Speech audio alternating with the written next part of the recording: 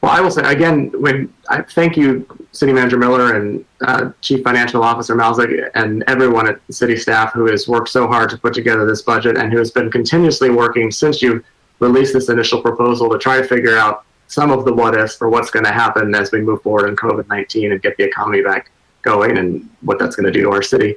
I really do, appreciate everything you're doing. For example, I know that Councilmember Chamberlain Krianga brought up bringing some infographics regarding the budget to be posted for the city social media and for people to see. And, you got those handled and they've been released, and I think they're a good visual. So I thank Councilmember Chamberlain Krianga for bringing that up, and also you and your staff, Mark, for making sure that gets done.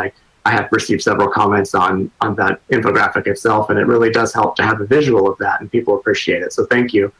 Regarding this budget, I said it during the budget study session, and in a sense, but this is really this budget reflects where we've been over the past year and the changes we've wanted to make to our city, and things we wanted to keep the same, but also what our priorities have been.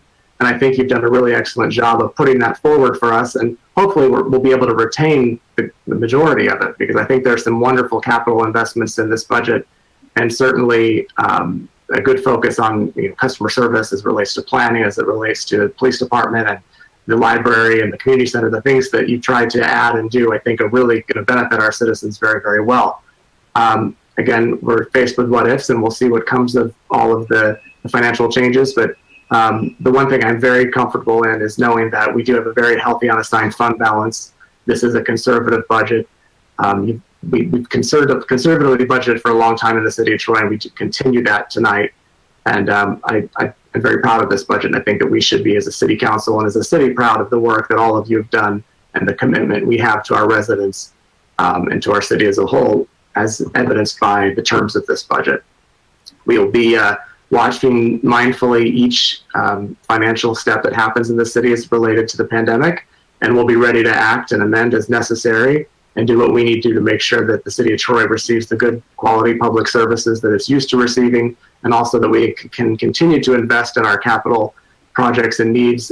As you know, we have several of those, and we'll need to make those a priority as well. So I'm excited about this budget for what it has and for all the work you put into preparing it to where we are tonight. And I think that we'll be ready moving forward to hopefully put most of it into action, but make the changes we need going forward. So again, thank you. And if there's no other comments or discussion, I will call for the vote, Ms. Dixon.